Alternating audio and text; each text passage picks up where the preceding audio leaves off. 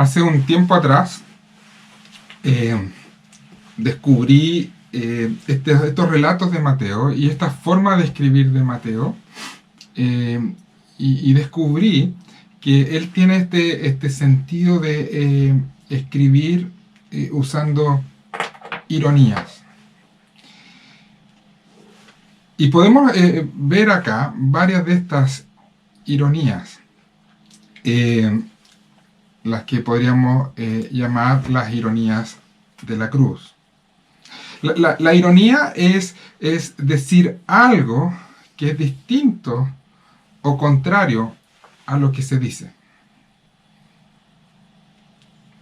No es que esté gordo, es que soy muy bajo para mi peso. Alguien podría decir, el Pancho no tiene ningún pelo de tonto. La ironía es decir algo que suena como totalmente lo contrario a lo que se está diciendo. Y cuando miramos estos relatos en Mateo, este relato de la crucifixión, vemos que Mateo usa ironías en su relato. Y creo que son importantísimos verlas, porque nos dicen mucho, mucho, y desafían nuestra fe cuando las leemos y las consideramos. Quiero invitarte a orar y que podamos pensar en alguna de estas ironías en este pasaje. Padre, te damos gracias por la posibilidad de estar juntos esta mañana, por reflexionar en este pasaje que nos recuerda qué fue lo que ocurrió aquel viernes, víspera de la Pascua, con Jesús, allí en la cruz.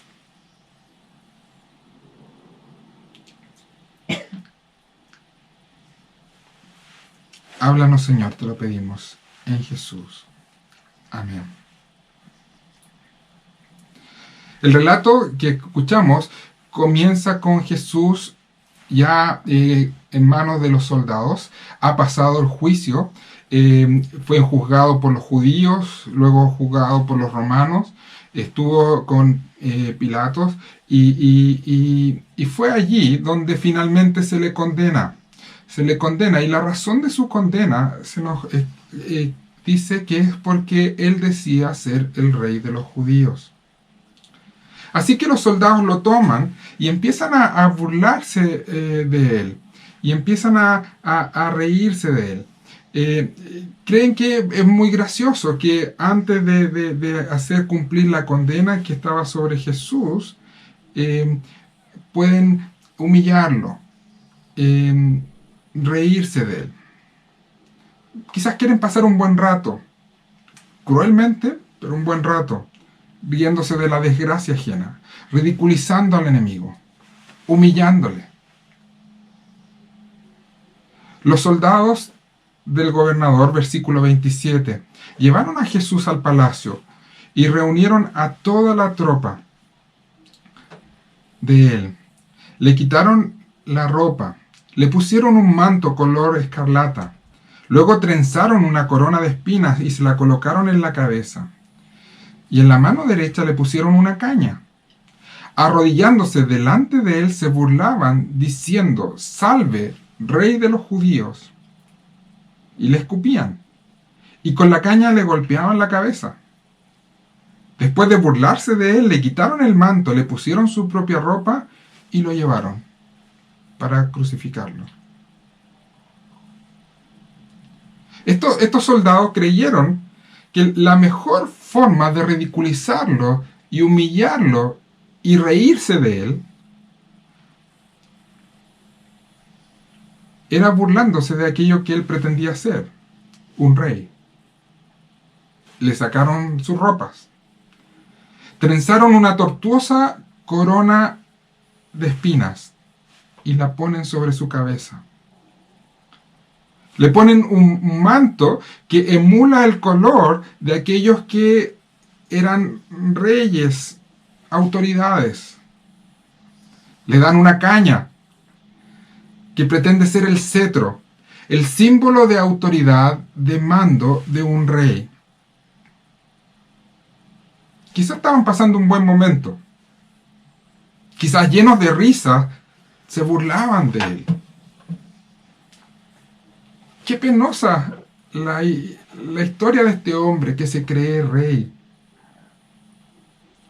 Y se inclinaban ante él y le decían: salve, rey de los judíos. La ironía está en que lo que ellos decían para ridiculizarlo y burlarse de él era toda la verdad. Él realmente era el rey. Mateo, desde el comienzo de su evangelio, se ha propuesto mostrarnos que Él es el rey. Desde el comienzo, desde el anuncio de su nacimiento al comienzo de este evangelio, se nos cuenta que este que está naciendo, que va a nacer, es el rey. Se nos cuenta en Mateo que vienen incluso unos sabios que viajan del oriente, de muy lejos, simplemente para conocer a este que ha nacido, al rey de los judíos. En aquel tiempo Herodes se siente complicado con esto y manda a matar a todos los niños de Belén y sus alrededores, porque no quiere competencia. Mateo también nos cuenta al comienzo del Evangelio la genealogía y conecta el nacimiento de Jesús con todo un linaje que llega hasta David. Y se nos cuenta de las promesas que se están cumpliendo, las promesas de que el descendiente de David está naciendo para reinar. Jesús mismo enseña que el reino de los cielos se ha acercado y que Él es el rey. Que Él viene a abrir las puertas de este reino e invitar a todos aquellos que quieren ser parte de este reino. Pero enseñó claramente que este reino era completamente distinto a lo que ellos esperaban, a las expectativas que tenían o a los modelos de reinado que conocían. La ironía está en que los que están haciendo los soldados, al burlarse de Jesús, era declarar la verdad de quién es Jesús. El rey que podía salvar solo podría hacerlo a través de esta humillación y de esta muerte. Llega a la cruz Jesús, lo ponen en el madero. Verso 37 dice: y encima de su cabeza pusieron por escrito la causa de su condena. Este es Jesús, el rey de los judíos. Sin duda es una forma de burlarse de él. Le están condenando por ser rey. Pero esta búsqueda de humillarlo no era otra cosa que proclamar la verdad de quién es realmente él.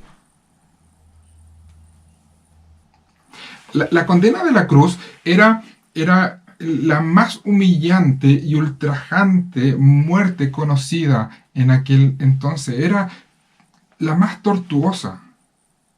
La idea era mostrar públicamente que el condenado era un don nadie, sin poder, sin gloria.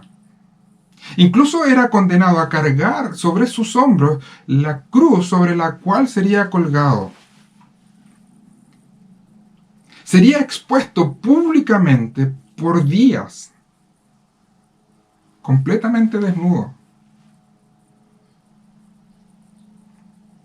Es increíble que incluso en el caso de Jesús, ni siquiera fue capaz de cargar su propia cruz.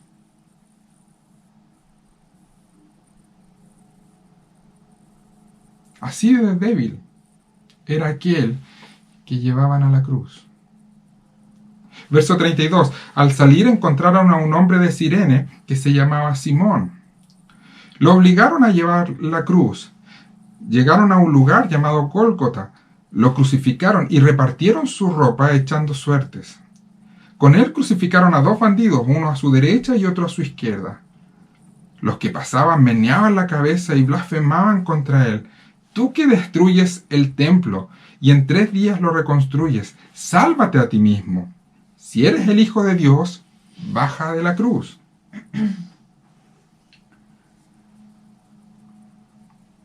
Los soldados que estaban a cargo de condenar y cumplir la condena de Jesús, tomaron sus ropas y echaron suerte sobre ellas.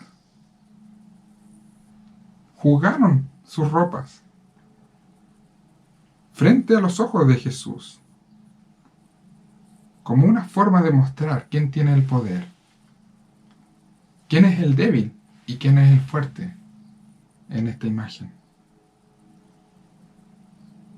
Jesús no hizo nada, haciendo evidente su total debilidad e impotencia a los ojos de ellos, sus torturadores. Dice que los que pasaban por ahí meneaban la cabeza y se burlaban de él. Y decían, tú que destruyes el templo y en 3 días lo reconstruyes, sálvate. Si eres tan poderoso, muéstralo. Y meneaban la cabeza, riendo.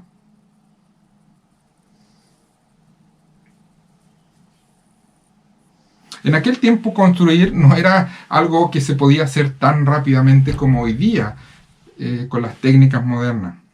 El templo que tenían los judíos en aquel tiempo demoró 46 años en construirse. Y en un momento Jesús, enseñando a la gente, dice que destruirían el templo y que él era capaz de reconstruirlo en 3 días. Por supuesto les parecía ridículo. Estas eran las promesas de un debilucho agrandado nomás. Y se reían de él, apelando a esta declaración. Si eres tan poderoso para hacer algo que nos demoró 46 años en 3 días, muéstralo, baja de la cruz. Pero ahí estaba la ironía. Pues él realmente reconstruiría el templo en 3 días.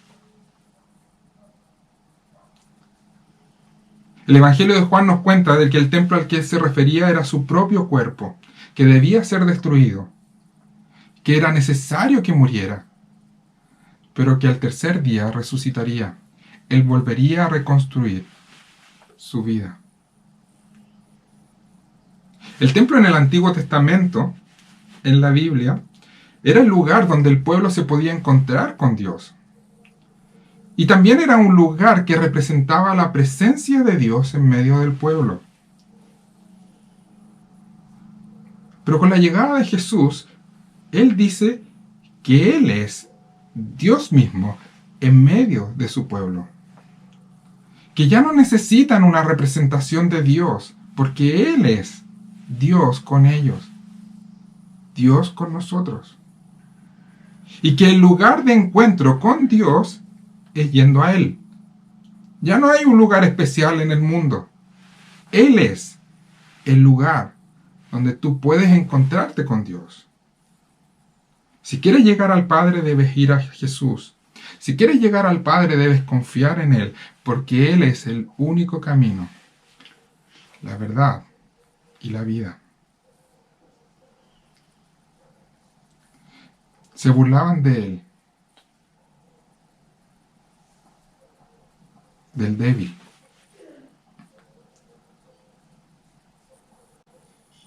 El débil colgado en el madero, que tenía anuncios de grandeza, pero en realidad no era capaz de bajar de allí.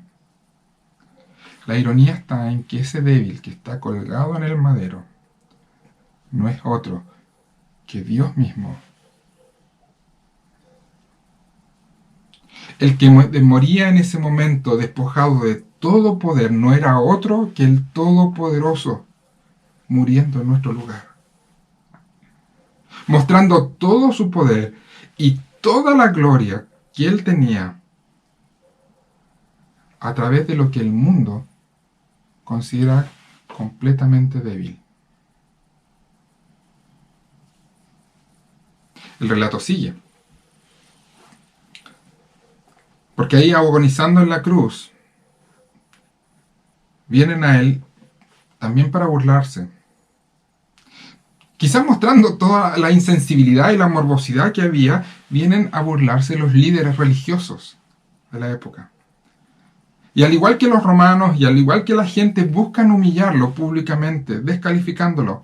Verso 41. De la misma manera se burlaban de él los jefes de los sacerdotes, junto con los maestros de la ley y los ancianos.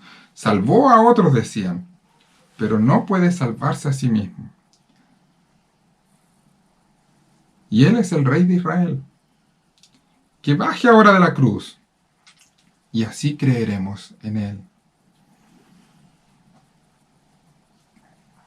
Para ellos salvar solo podía tener una connotación. Salvar del pecado, salvar del egoísmo, salvar de la maldad, salvar del alejamiento de Dios. Ese era el concepto que los líderes religiosos tenían del término salvar.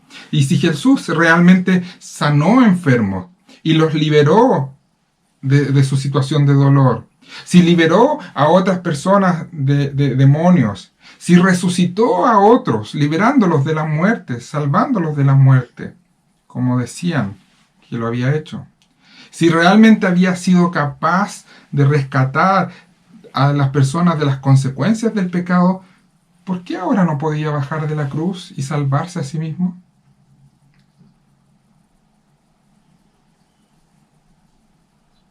Todo el relato de Mateo es muy claro al mostrarnos cómo Jesús es el Salvador. Nuevamente, desde el comienzo de Mateo empezamos a escuchar este mensaje: Jesús viene a salvar. Cuando el ángel le anuncia a José que el hijo que nacería de María debía llamarse Jesús, está esta verdad allí. Le dice, debe llamarse Jesús porque él salvará a su pueblo de sus pecados. Jesús, Josué, que es lo mismo, significa Yahweh salva, Dios salva. Jesús continuamente enseñaba que él venía a salvar. Esa era su misión. Se juntaba a comer con los que eran considerados pecadores, publicanos, rechazados por la sociedad. Pero él decía, yo no vine a tratar con justos, sino vine a tratar con los injustos. Como un médico, yo no vine a tratar con los sanos, vine a tratar con los enfermos. Vine a rescatar lo que se había perdido. Vine a salvar aquello que es necesario salvar. Todos los milagros que Jesús hacía tenían que ver con esta salvación, tenían que ver con mostrar el tipo de salvación que Él ofrece y trae. Son muestras, son anticipos del reino de Dios que Él venía a establecer. Él no vino a hacer de este mundo el paraíso, pero vino a anunciarnos el paraíso que Él ofrecía. Él se presentó a sí mismo como aquel que abría las puertas e invitaba a todos a ser parte de este reino. Viene a ofrecer salvación a este mundo caído y dañado por el egoísmo, por el orgullo, por la indiferencia ante Dios. Pero para poder salvar, Él necesitaba morir en la cruz.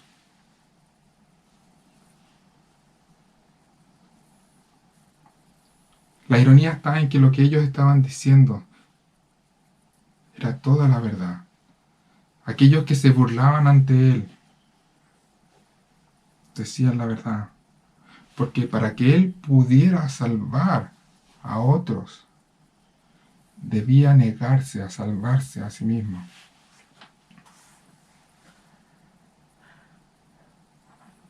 Se burlaron de Él como rey, pero Él realmente era el rey prometido. Le creyeron despojado de todo poder, pero Él era el Todopoderoso, muriendo por su pueblo. Él verdaderamente salvaría a otros, negándose a salvarse a sí mismo. Estas ironías de la cruz en el relato de Mateo nos muestran que hay una verdad más profunda, la verdad de Dios, que es más profunda que lo evidente.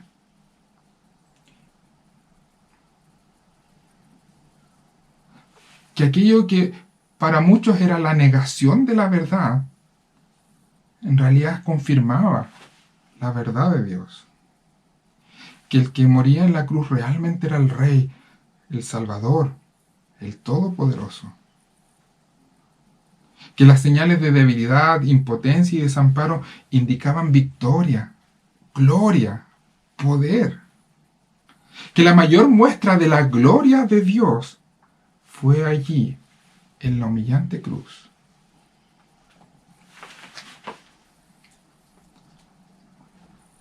En días como recordar que la verdad de Dios es más grande y más profunda que las apariencias o que nuestra experiencia, es de vital importancia.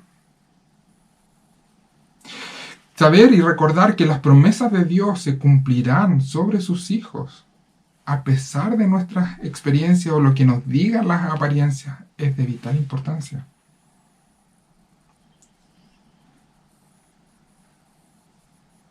Creer que la humanidad no va corriendo en un sinsentido y sin dirección. Que Dios sabe perfectamente lo que está haciendo y lo que hará para salvar a aquellos que confían en Él. Que no hay crisis social o económica o ningún virus existente o por existir que pueda arruinar o detener los buenos propósitos que Dios tiene para los suyos. La experiencia podía decirnos cosas que no son la verdad detrás de todo. La experiencia podría decirnos que todo va sin control a ninguna parte. Pero las ironías de la cruz vuelven a recordarnos que Dios es soberano, que Él sabe perfectamente lo que está haciendo, que Jesús es el Rey y el Salvador, aunque ellos no lo veían y no lo aceptaban, y que lo que veían y la experiencia que veían, lo que aparentaba pasar aquella cruz, no era lo que ellos interpretaban. Hoy día volvemos a pensar y a reflexionar en esto. Y somos llamados a volver a poner nuestra confianza en Dios, a pesar de las apariencias. A creerle a Dios y sus promesas, a pesar de nuestras expectativas o de nuestra experiencia. Si quieres realmente disfrutar de los beneficios de lo que Dios ofrece en Jesús, pon tu confianza en Él. Créele a Él. Cree en lo que ha hecho en Jesús y lo que dice que hará en todos aquellos que ponen su confianza en Él. A pesar de lo que vemos con nuestros ojos o vivimos en nuestra vida. La cruz nos vuelve a desafiar. ¿En qué vas a confiar? ¿En lo que Dios dice? ¿O en tu experiencia? ¿O en la apariencia de las cosas? Te invito a orar. Padre, te damos gracias por tu palabra. Te damos gracias por la cruz, por lo maravilloso de tu obra allí.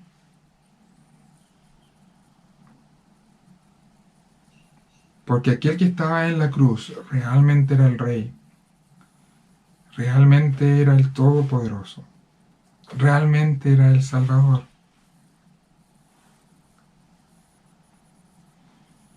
Quizás si hubiésemos estado allí, habríamos hecho exactamente lo mismo que hicieron los romanos, los judíos o los líderes religiosos. Con escepticismo habríamos movido nuestra cabeza, quizás nos habríamos burlado de Él y no habríamos visto la verdad detrás de todo aquello. Pero hoy día podemos ver, Señor, qué es realmente lo que estaba sucediendo. Y somos desafiados a confiar en ti y en lo que hiciste en Jesús. Hoy día nuevamente, Señor, como siempre somos tentados a dejar de mirarte a ti, a dejar de mirar tus promesas, a dejar de mirar aquello que has dicho que harás sobre tu pueblo. Y volver a poner nuestra confianza en lo que vemos o lo que experimentamos, Señor. Y la cruz vuelve a desafiarnos. Vuelve a desafiar nuestra fe. Y a decirnos que podemos vivir y debemos vivir creyendo que tú sigues en control de todo, que tú eres un Dios soberano y que tu buena obra se va a llevar a cabo en tus hijos. Ayúdanos, Señor, a vivir de esa manera. En Jesús te lo pedimos. Amén.